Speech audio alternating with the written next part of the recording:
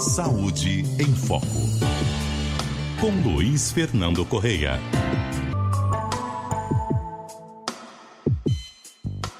Oi, doutor Luiz Fernando, boa tarde.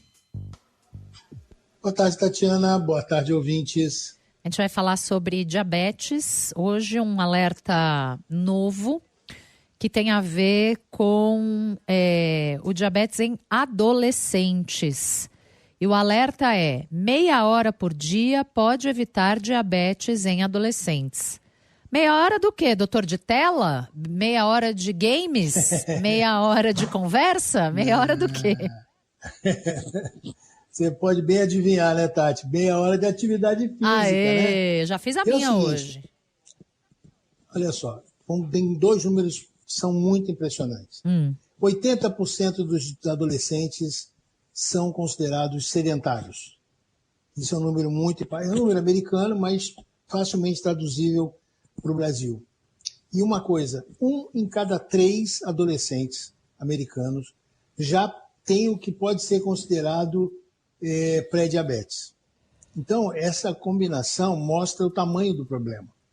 Se nada for feito, o diabetes tipo 2, que a gente sempre associava a pessoas com mais de 50 anos, enfim, obesas, com outros problemas de saúde, ele pode crescer 700% nos próximos 10 anos entre os adolescentes. Então, tudo isso é muito complicado. E é o que você falou, né? Eles passam, em média, metade do dia sentados. Geralmente, mais de 11 horas por dia. Isso somando escola, telas, celular, videogame. E o metabolismo paga a conta dessa história toda. Então, pesquisadores apresentaram esses dados numa reunião da Associação Americana do Coração, da American Heart Association, analisaram como é que o dia do adolescente típico é dividido nos Estados Unidos entre sono, atividade física e tempo sedentário. E a resposta foi o seguinte: o que aconteceria se a gente trocasse 30 minutos de sedentarismo, já que eu comentei que 80% dos adolescentes são sedentários, por outra coisa? No caso, atividade física intensa. Trocar esses 30 minutos, são 30 minutos só, gente, muito pouco. Trocar esses 30 minutos vai reduzir a resistência à insulina em cerca de 15%. Isso é um indutor do diabetes, isso é um indutor de doença metabólica importante. Trocar 30 minutos de sedentarismo jogando videogame ou dentro tela celular por um sono reparador já reduz em cerca de 5% a resistência à insulina. Então, não estou falando de mudanças radicais. É uma substituição pequena, mas que precisa ser consistente, como toda atividade física, e que vai, sim, modificar esse padrão de resistência à insulina. Porque vamos lembrar, a insulina é um hormônio que ele funciona como se fosse a chave que entra na fechadura da célula, abre a célula para a glicose entrar, que é o açúcar, que é o combustível da célula. Se você tem pré-diabetes, ou você tem obesidade, você tem um problema que é a resistência à insulina. Essa chave não funciona. Então você aumenta a quantidade de açúcar circulando no sangue, que vai levar a uma série de alterações e sinalizações de inflamação crônica no organismo.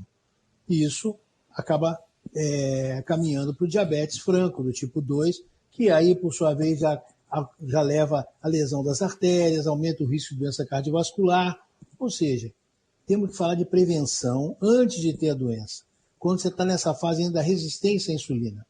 Então, 30 minutos de mudança no padrão de atividade do adolescente vai evitar o aparecimento da resistência insulínica em pelo menos 15%, e isso vai diminuir bastante o padrão de risco, né? Atividade leve, ou seja, uma caminhadinha, para o adolescente não funciona.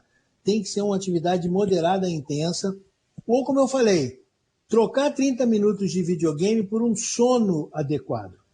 Tudo isso muda a vida de um adolescente e vai mudar a vida do adulto jovem, que não vai ter essas complicações precocemente. Então, gente, é para jogar bola, correr, nadar, pedalar, fazer uma caminhada e dormir melhor. Parece fácil, mas eu sei que não é. Já tive filho adolescente, hoje eles são um pouquinho mais velhos, mas eu sei como é que isso tudo é difícil. E olha, uma coisa até que combinando com o que a gente falou hoje de manhã no Saúde em Foco, é uma mudança que precisa ser feita na família. Não adianta você cobrar que o adolescente saia do celular, saia do videogame e você fica sentado no sofá, sentado ligado no celular, conversando com ele, ou mesmo durante as refeições, né? É uma mudança, idealmente, de padrão de movimentação da família toda, Tatiana. Tá. Eu estou aqui pensando, doutor, na importância nesse sentido das crianças e dos pais, né, dos adultos responsáveis por essas crianças, socializarem elas nas atividades físicas, no esporte, né? Como eu fui, por exemplo, eu fui uma criança, uma adolescente atleta. Então, isso estava embutido na minha rotina, nas minhas obrigações de adolescente. Na sua rotina, agora, com certeza, alguém da sua família fez aquele papel chato de ter que, antes disso, você poder fazer sozinho essas coisas, você tem que te levar para fazer atividade física, levar para uma escolinha, levar para um clube, levar para uma coisa à parte, porque criança não consegue fazer isso sozinho, só depois de adolescente, mais tarde. Ah, beleza, ele já é atleta, sei, mas e antes? Qual foi o papel da família de induzir essa prática, de levar essa criança? E voltam sempre a lembrar, menos da metade das escolas do Brasil tem área para atividade física. Isso eu acho que chega a ser criminoso. Pois é. Entendeu? Isso não é um número bobo, é um número que afeta muito. Mas é só na escola. Você está falando só da escola? Não ter atividade física na escola significa que o país vai gastar mais dinheiro pagando a conta depois, gente. Nós temos que pagar a conta do infarto, do derrame, do indivíduo jovem que para de trabalhar. Pô, é uma matemática tão simples que eu não consigo entender, porque não entra na cabeça dos políticos. Pois gente. Essa não é. E uma mais quadra no colégio... Não, mais um demonstrativo de que não se trata de algo individual.